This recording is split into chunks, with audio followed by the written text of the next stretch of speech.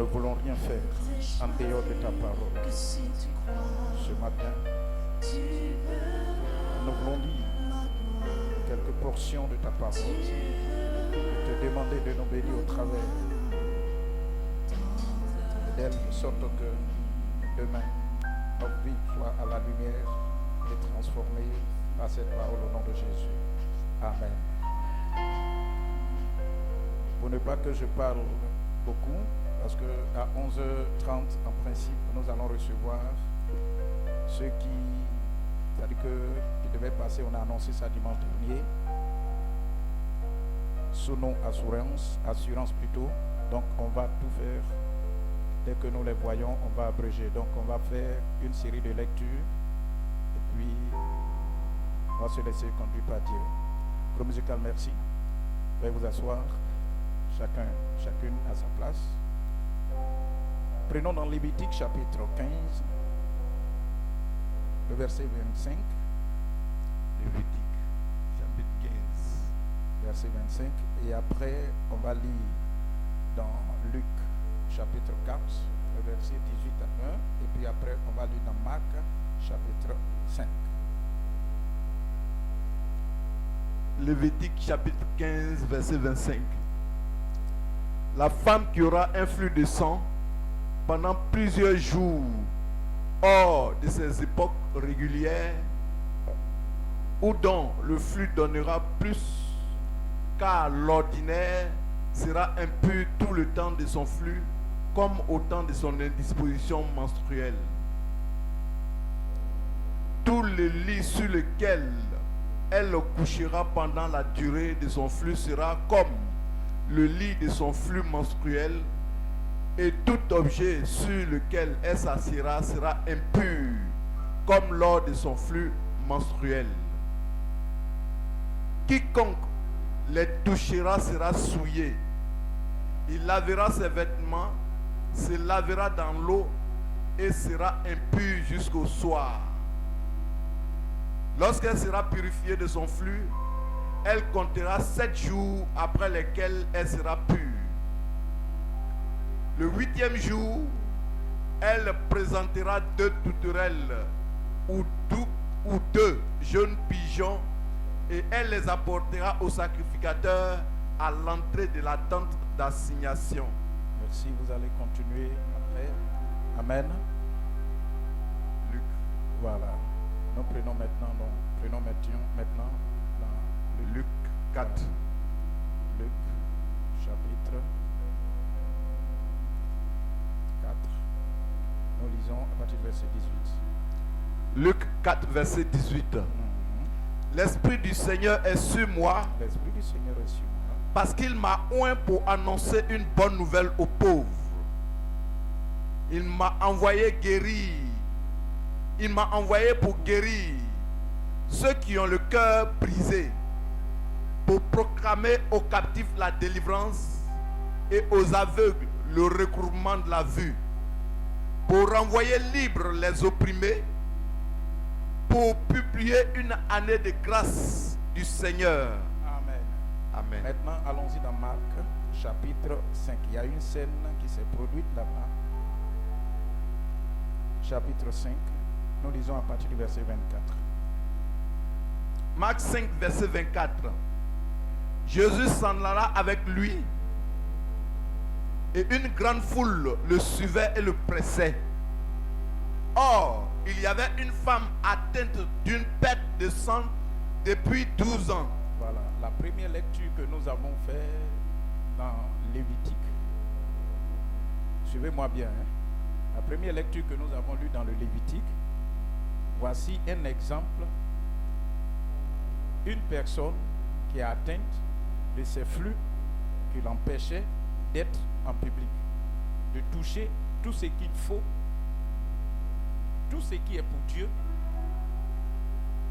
Voici une femme qui est atteinte de ça pendant combien d'années? 12 années, lisons. Pendant 12 ans. Elle avait beaucoup souffert entre les mains de plusieurs médecins.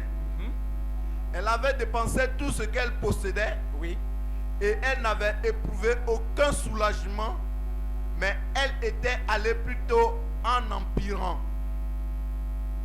Ayant entendu parler de Jésus, elle vint dans la foule par derrière et toucha son vêtement. Car elle disait, si je puis seulement toucher ses vêtements, je serai guérie. Au même instant, la perte de sang s'arrêta et elle sentit dans son corps qu'elle était guérie de son mal. Jésus connut aussitôt en lui-même qu'une force était sortie de lui et se retournant au milieu de la foule, il dit, qui a touché mes vêtements? Ses disciples lui dirent, tu vois la foule qui te presse et tu dis, qui m'a touché? Et il regardait autour de lui pour voir celle qui avait fait cela. La femme effrayée et tremblante, sachant ce qui s'était passé en elle, vint se jeter à ses pieds et lui dit toute la vérité. Mais Jésus lui dit, ma fille, ta foi t'a sauvée. Ta foi t'a sauvé. Va en paix. Va en paix. Et sois guérie de ton mal. Et sois guérie de ton mal. Je vais entendre un amen.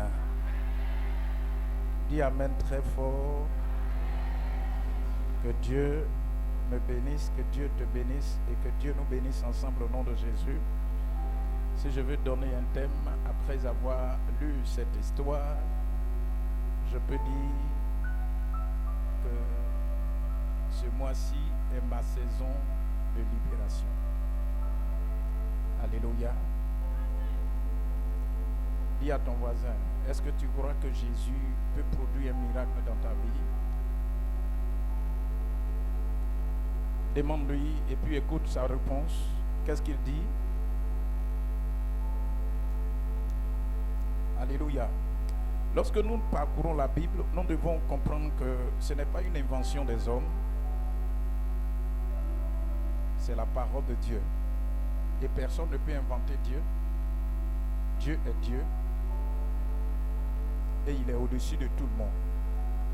Et lorsque tu lis la Bible et que tu comprends que tout ce qui est inscrit dans la Bible, c'est pour notre instruction, c'est pour nous aider à pouvoir mieux vivre sur la terre, c'est avantageux pour nous. Alléluia.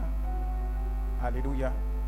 Et une des choses que vous devez comprendre, c'est que tu peux lire la Bible depuis la Genèse jusqu'à l'Apocalypse. Chaque année, tu peux lire.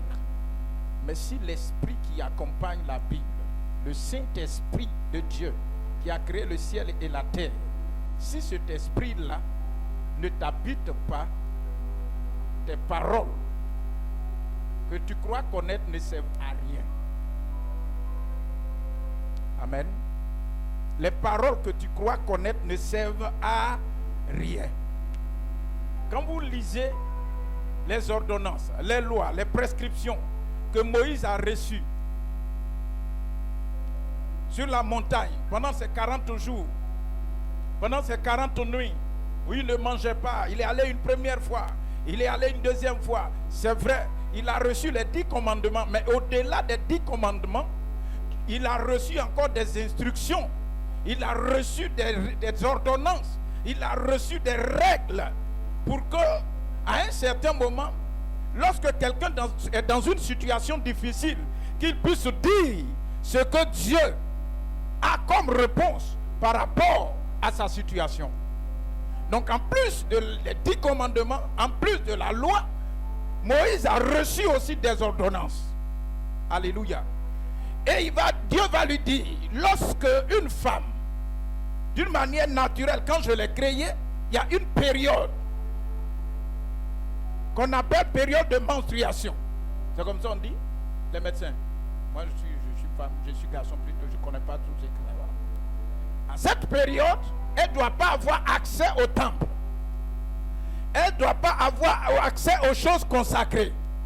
Elle ne doit pas avoir accès à un public. Elle doit être isolée. Pourquoi? Parce qu'elle est impure. Ça, c'était sous la loi que Moïse a reçu cette ordonnance. Donc, il appliquait ça Et aujourd'hui, vous voyez, même dans nos villages, il y a certains parents, quand une femme a ses indispositions menstruelles, quand elle prépare, le papa ne mange pas. Qui sait ça? Ou bien qui ne sait pas? Voilà. Vous allez voir qu'il y a certaines personnes, quand une femme est dans ses dispositions, elle n'a pas le droit de lui tendre la main. Dis Seigneur, merci pour ta venue. Merci pour ta délivrance. Voilà.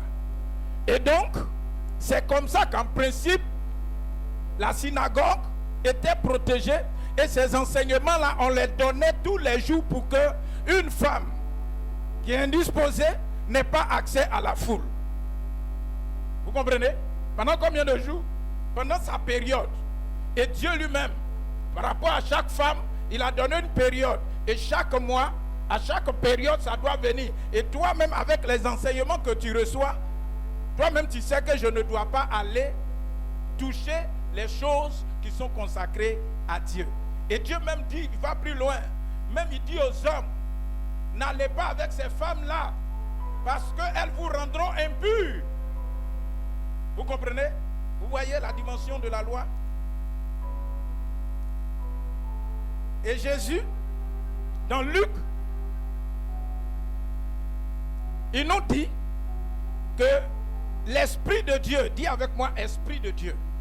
Voilà pourquoi je vous ai dit, tu peux lire la Bible de la Genèse jusqu'à l'Apocalypse, mais quand tu n'as pas l'Esprit de Dieu, il y a des choses que tu vas faire. Et il y a des choses que tu ne feras pas, alors que Dieu veut que tu fasses. Jésus va dire, l'Esprit de Dieu est sur moi. Il m'a oint. Et la mission pour laquelle il m'a oint, c'est pour apporter la libération. C'est pour vous sortir de la loi. C'est pour enlever le joug qui pèse sur vous. Vous suivez ça? Vous me comprenez?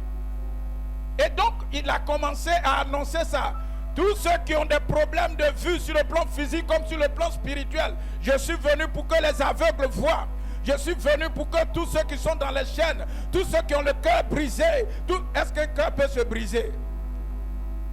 Le cœur se brise lorsqu'une situation difficile, une situation émotionnelle te touche, une situation vient que tu n'arrives pas à te maîtriser. Souvent même quand ça vient que c'est fort, ça déclenche ce qu'on appelle la tension artérielle. Ton flux sanguin même tu n'arrives plus à maîtriser, frère. Quand le cœur se brise, il n'y a que Dieu seul qui puisse penser la plaie, qui puisse redresser, qui puisse consoler.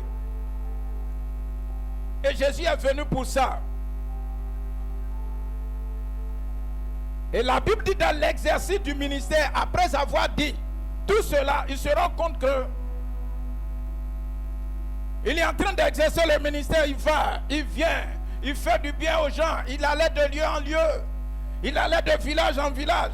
Souvent il est sur la barque. Le vent vient, il tape, il secoue. Mais il est là avec ses disciples parce qu'il doit accomplir la volonté de son Père. Et on vient lui dire, un chef de la synagogue vient lui dire, il y a quelque chose qui est en train de se produire dans ma maison. Donc je sollicite ton aide. Pendant qu'il était en chemin, la Bible dit une grande foule l'entoure, le presse. Une grande foule entoure Jésus. Et puis la foule le presse. Pendant que tout le monde était autour de Jésus, le premier point que je veux que tu retiennes, dans la foule, chacun a son problème. Amen. Dans l'église, chacun a son problème. Dans la foule, chacun a son problème. Quand nous commençons depuis la chair jusqu'à ce que nous arrivons à la porte, chacun d'entre nous a son fardeau. Chacun d'entre nous a son problème. Et je peux même dire, pour aller au pluriel, chacun d'entre nous a ses problèmes. Alléluia. La femme était dans la foule. Elle avait un problème. Quel était son problème, bien-aimé? C'est vrai, à un certain moment de sa vie, elle a vu, comme Dieu lui-même a ordonné en tant que femme, elle a vu ses menstrues. 5 jours passent, ça continue. 10 jours passent, ça continue. 1 mois passe, ça continue. Pendant 1 an, 2 ans, 3 ans, 4 ans, 5 ans, 6 ans, 7 ans, jusqu'à 12 ans, elle était en train de souffrir.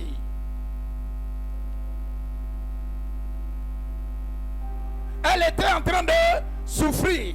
Parce que ce que vous devez savoir, c'est que plus tu perds le sang, plus tu vas vers la mort. Tu tends vers la mort. Parce que le Lévitique dit, la Bible nous dit que la vie d'un homme se trouve dans le sang. Et plus tu perds le sang, plus tu t'approches de la mort. Si ma femme en sait quelque chose, c'est ça non, ma petite? Quand je courais dans Abidjan, pendant la nuit pour chercher des poches de sang, on me dit va ici, tu arrives, on dit il n'y en a pas. On me dit va ici. Jusqu'à ce qu'un professeur qui n'était même pas de service, il est parti contrôler la salle d'accouchement. Et il demande après certains médecins, ceux qui étaient là, on lui dit ici en salle d'opération, en chirurgie. Il arrive là-bas, on lui dit qu'on a besoin de sang.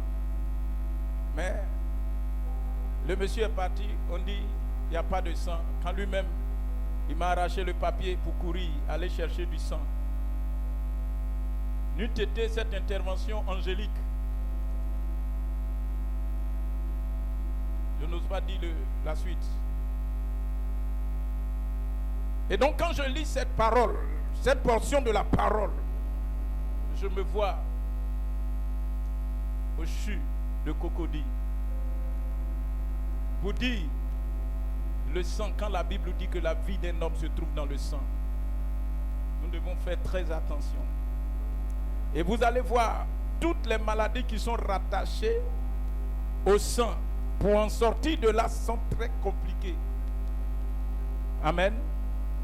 Et quand cette femme a entendu, malgré ce qui est intéressant, c'est qu'on dit que elle est allée pendant ces 12 années, elle est allée voir des médecins, des spécialistes, des gynécologues, les hématologues, tous ceux qui pouvaient voir, tous les logs. Elle est partie les voir, les spécialistes, mais elle n'a pas eu de solution. Et la Bible dit, elle a dépensé tout son argent. Elle a dépensé tout son argent.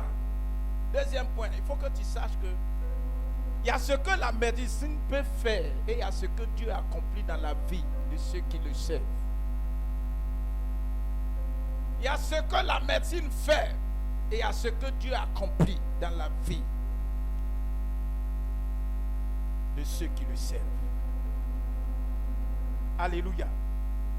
Cette femme pouvait mourir. Après 12 ans de saignement, elle pouvait mourir, mais Dieu a réservé une surprise pour elle. Dieu avait réservé une surprise pour elle. Bien-aimé dans le Seigneur,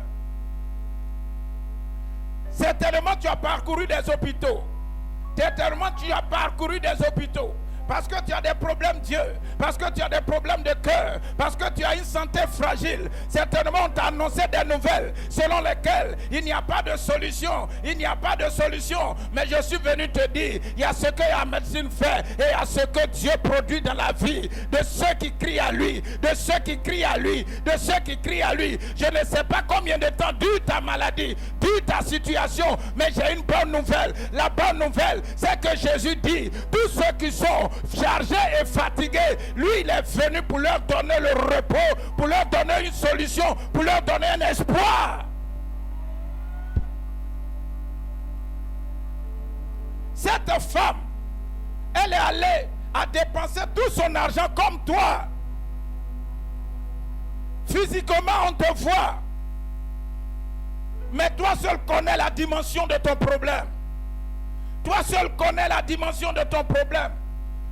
Il y a des gens avec lesquels je me suis entretenu il y a des fois, des années en arrière. Quand tu les vois, si quelqu'un te dit que ces personnes-là sont malades, tu vas dire non.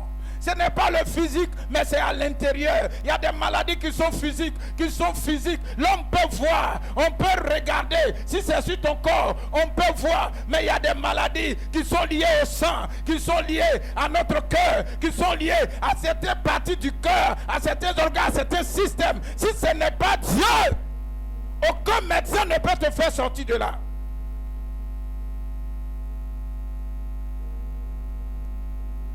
Cette femme, la Bible dit, ça nous donne les limites de la science pour que vous ayez plus de foi en Dieu. Je ne vous dis pas de ne pas aller à l'hôpital. C'est pas ce que je suis en train de dire. Mais il faut que vous compreniez qu'il y a des maladies qui ne sont pas physiques. Il y a des maladies qui ont une base spirituelle. Et aussi longtemps que tu vas demeurer dans l'ignorance, que ton mal n'a pas tu es dans l'ignorance selon laquelle la base de ta maladie n'est pas spirituelle. Si tu ne comprends pas cela, tu vas dépenser tout ton argent, mais tu n'auras pas de solution. C'est quand tu vas te rappeler, tu vas venir vers Jésus, tu vas crier à Jésus, tu vas te mettre dans la foule et puis tu fais l'effort de toucher le vêtement de Jésus. C'est à partir de cet instant que le miracle va se produire dans ta vie.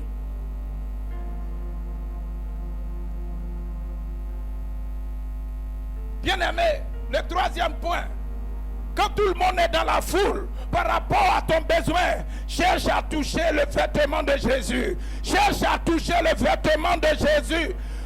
Cherche à toucher le vêtement de Jésus. Plusieurs sont dans la foule. C'est pour attendre que Jésus fasse un miracle. Pour multiplier le pain.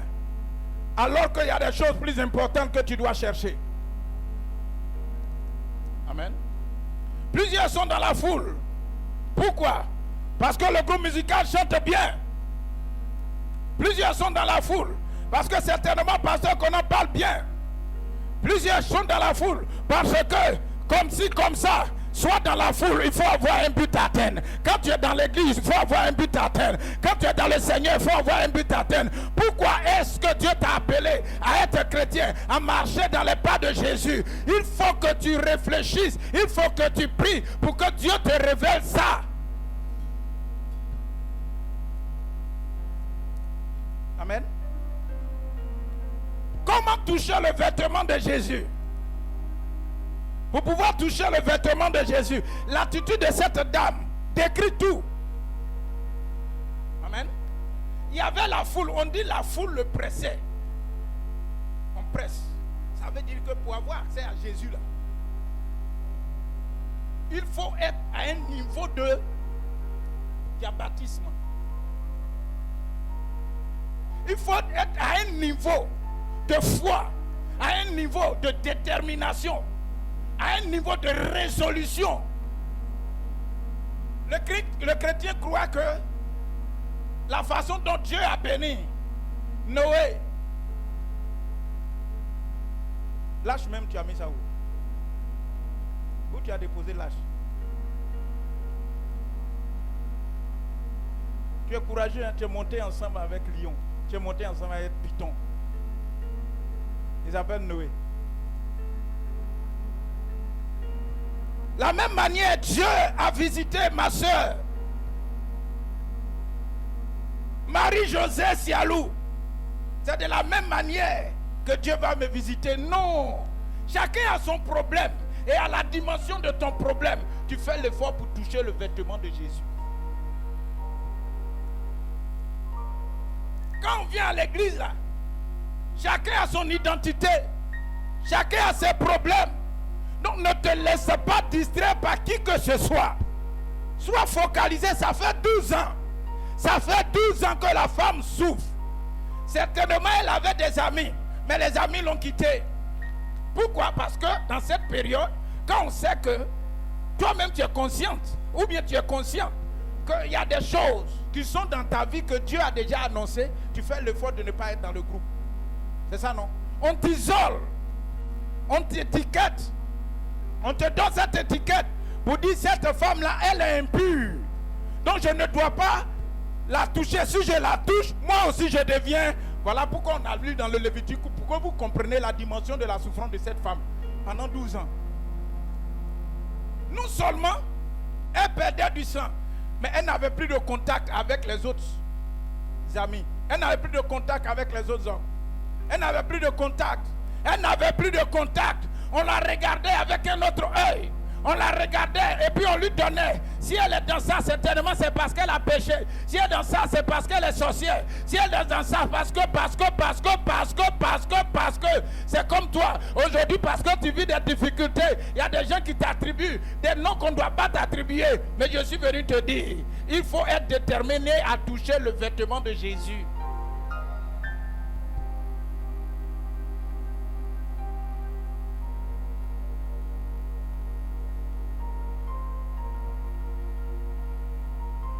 Il faut manifester la foi. Il faut être un homme de prière pour que tu puisses avoir accès aux vêtements de Jésus. Et aujourd'hui, il y a des gens qui ne comprennent pas. Quand elle dit, si je peux toucher le vêtement de Jésus, vous ne voyez pas le volet prophétique qui est dedans. Vous ne voyez pas. Elle dit, hé, Jésus. J'ai appris que quand il est venu, son premier discours, il a dit, l'Esprit du Seigneur est sur moi. Il m'a oint pour guérir ceux qui ont le cœur brisé. Moi, je sais que j'ai le cœur brisé. Il a dit, venez à moi, vous tous qui êtes fatigués et chargés, je vous donnerai du repos. La femme a entendu ça. Il a vu les aveugles, elle a entendu que les aveugles ont vu. Elle a vu que les paralytiques ont marché. Elle a entendu qu'il y a des morts qui ressuscitent. Elle a entendu ça. Elle dit, il faut que j'expérimente. Il a vu, mais de loin, elle a regardé, suivre Jésus, mais rien ne se produisait. Vous me voyez venir, non? Elle voyait Jésus, mais rien ne se produisait. Mais je l'ai vu, pourquoi ma situation ne change pas? Pourquoi ma situation ne change pas? Bien-aimé, à une certaine distance, Dieu ne peut pas coopérer avec toi. Dieu ne peut rien produire. Parce que tu es distant de Dieu. Tu es distant de Dieu. Il y a des pas que tu dois faire pour être en contact avec Dieu. Et quand tu es en contact avec Dieu, il y a un résultat.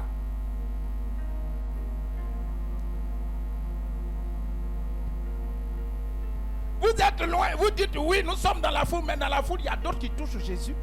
Et il y a d'autres qui sont loin. Et pendant que nous sommes à l'église, nous disons Jésus, nous disons Jésus, nous disons Jésus. Mais il y a des gens qui sont très loin de Jésus. Le fait de venir à l'église ne garantit pas tout. Mais dans l'église, est-ce que tu es proche de Jésus? Est-ce que tu touches Jésus? Est-ce que tu touches le vêtement de Jésus? Est-ce que tu le touches? Si tu ne le touches pas, je t'encourage à le toucher, frère. Je t'encourage à le toucher, sœur. Parce que si tu es dans la foule et que tu es loin, alors que pour que le sang s'arrête, pour que ta souffrance s'arrête, pour que tu sois libéré de ton problème, Dieu veut que tu touches le vêtement de Jésus. Je suis venu te dire, tant que tu ne touches pas le vêtement de Jésus, tant que tu ne manifestes pas la foi à une autre dimension, pour pouvoir le toucher, on dit la foule le pressait, mais il a tout fait pour le toucher. Elle a tout fait, elle a tout fait. Dis à ton voisin, elle a tout fait. Amen. Et Jésus, quand elle a touché net, on dit, la Bible même a mentionné, le sang c'est... Le sang qui coulait, c'est... Je t'annonce cette bonne nouvelle. Que ton problème qui a duré pendant 2 ans, pendant 3 ans, pendant 5 ans, pendant 6 ans, pendant 8 ans, c'est sa fin au nom de Jésus-Christ. C'est sa fin aujourd'hui au nom de Jésus. C'est sa fin aujourd'hui au nom de Jésus. Alléluia. Dieu, il connaît nos cœurs. Il connaît nos pensées. Il connaît notre vie. Il y a des gens au loin, Dieu les bénit. Par contre, toi particulièrement, Dieu veut que tu touches le vêtement de Jésus. Dieu veut que tu touches le vêtement de Jésus. Dieu veut que tu touches le vêtement de Jésus. Ça fait combien d'années tu suis? Ça fait combien d'années? J'ai l'impression que tu es dans la foule. Tu es dans la foule. Oui, tu es dans la foule. Mais qu'est-ce que tu as reçu de Dieu? Dieu veut que tu ne sois pas dans la foule seulement, mais que tu ailles jusqu'à Jésus.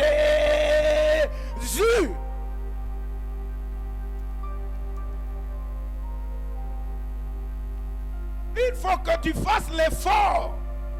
Groupe musical, c'est ça. Oh. Responsable, c'est ça. Oh. Peuple de Dieu, c'est ça. On vient tous à l'église. Mais à certaines personnes, Dieu leur demande plus d'efforts. Plus de persévérance. Plus de détermination. Plus d'action. Plus d'action. Plus d'action. Pour que ta vie connaisse un changement. Et quand cette femme a fait, la grâce de Dieu est rentrée dans ta vie. Que la grâce de Dieu rentre dans ta vie au nom de Jésus. Que la grâce de Dieu, pendant que nous sommes en train de parler de la part de Dieu, que le Saint-Esprit t'emmène à une certaine dimension et que tu comprennes comment fonctionne la vie chrétienne au nom de Jésus-Christ de Nazareth. Alléluia. Bien-aimé, le point suivant, tu dois savoir que quand tu es chrétien et que tu cherches de la part de Dieu quelque chose de très important, ne désespère pas. Quel que soit l'obstacle, ne désespère pas. Ne sois jamais découragé, ne sois jamais et ne renonce jamais à la vision que Dieu t'a donnée. Ne renonce jamais. Ne renonce jamais. Tu connaîtras des oppositions. Tu connaîtras des oppositions. Le vent va venir. Les situations vont se présenter à toi. Mais ne renonce jamais. Ne renonce jamais. Ne renonce jamais. Ne renonce jamais. Tu vas entendre, même ton propre frère va chercher à te décourager. Ta soeur va chercher à te décourager en utilisant des moyens, en te critiquant, en te minimisant, en t'insultant. Mais frère, ne te décourage jamais. Ma soeur, ne te décourage jamais. C'est dans la persévérance qu'on voit la gloire de Dieu se manifester dans notre vie. Tous ceux qui ont réussi, vous ne savez pas combien de temps ils sont restés dans les jeûnes, ils sont restés dans la prière, ils sont restés dans les jeûnes, ils sont restés dans la prière. Il y a des gens qui ont dormi à l'église pendant des années pour que Dieu puisse leur communiquer une vision de leur destinée. Bien-aimé, si tu veux réussir, ne désespère pas. Mais il arrive des moments, Dieu te demande de faire des sacrifices. Ces sacrifices, il va te dire, va et dors à l'église. Va et dors à l'église. Quitte ton confort, quitte ton lit, quitte la climatisation et va à l'église. Va dormir là-bas. Frère, quand tu veux réussir, il y a des décisions que tu vas prendre. Les gens vont te dire, mais est-ce que tu es fou ou bien tu es fort? Mais toi seul sais ce que tu recherches. Alléluia. Les gens pouvaient dire, comme elle vient, repoussons-la. Elle est impure. Dites que je suis impur, mais il y a quelque chose que je cherche. Je t'annonce, il y a des gens aujourd'hui, quand on te voit, tu n'as aucune dignité vis-à-vis des hommes, vis-à-vis de tes frères. D'autres même ont été abandonnés parce que leur vie ne produit rien. Mais je t'annonce, quand tu vas toucher le vêtement de Jésus, quand tu vas rentrer en contact avec Jésus et que la lumière de Dieu va apparaître sur toi, je t'annonce, ils vont te chercher pour demander où est-ce que tu habites. Ils vont te chercher pour demander tu as combien d'enfants, comment s'appelle ton mari. Bien aimé dans le Seigneur, il y a des choses on acquiert facilement. Il y a d'autres choses pour que ça puisse arriver à toi. Il faut faire assez d'efforts.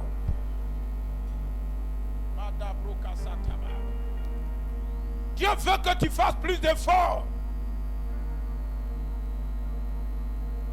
Ne désespère pas, que rien ne te décourage. Ça fait mal quand la flèche vient de la part de celui que tu connais, que tu crois qu'il va te soutenir, tu crois qu'il va t'aider, tu crois que par lui ta vie va changer, tu places ta confiance en lui. Jésus dit, Je suis venu pour guérir ceux qui ont le cœur brisé. Lorsque tu places ta confiance en quelqu'un, et puis un bon matin, il trahit cette confiance. Il trahit cette confiance. Pendant que tu l'appelles, votre correspondant ne peut être joint. Quand il te donne dos, tu veux le toucher. Lui-même, il te regarde. Et puis, il crache sur toi en t'insultant.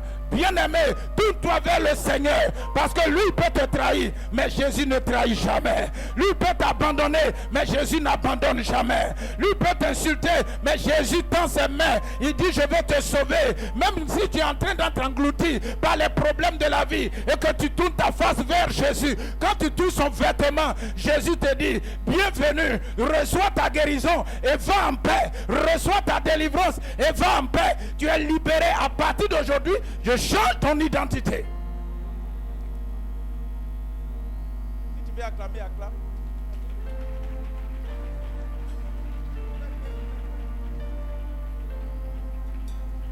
Alléluia. Bien-aimé, je prie que Dieu t'aide à te relever de ta maladie. Il y a des gens, leur maladie les a poussés loin de Dieu. Ce n'est pas ça la solution. La médecine ne peut pas guérir la plaie que tu as. Est-ce qu'il n'est pas là quelqu'un? Le poids qui est sur toi, la médecine ne peut pas te décharger. Le poids qui est sur toi, le problème qui est en face de toi, la médecine ne peut pas te décharger. Le mal qui te fatigue, la médecine ne peut pas. Je t'annonce que celui qui peut tout, et que rien n'est impossible à lui, il s'appelle Jésus de Nazareth. Nous reconnaissons qu'il peut tout et que rien n'est impossible à lui. Et lorsqu'on s'approche de lui, on voit sa gloire se manifester. Asseyez-vous et montrez-vous de moi. Mais un jour, asseyez-vous et critiquez-moi. Je parle de nous tous. Je n'ai pas dit que vous me critiquez. Amen. Asseyez-vous et puis complotez contre moi. Mais un jour, quand je vais toucher le vêtement de Jésus, je ne vais même pas toucher simplement, je vais le faire à tout comme ça. Tu peux te tenir debout. Voilà. Quand je touche le vêtement de Jésus, je suis guéri. Et s'il y a un atout qui accompagne, est-ce que vous comprenez? Vous voyez ce que je vois? Je vais l'embrasser et je dirai, tant que tu ne m'as pas béni, je ne te laisserai pas partir. Est-ce qu'il y a des gens qui ont l'esprit de Jacob en ces lieux? Tant que tu ne me bénis pas, je ne te laisserai pas partir. Tant que tu ne me bénis pas, je ne te laisserai pas partir. Tant que tu ne me bénis pas, je ne te laisserai pas partir. Que Dieu vous bénisse au nom de Jésus. Est-ce que tu peux te tenir debout?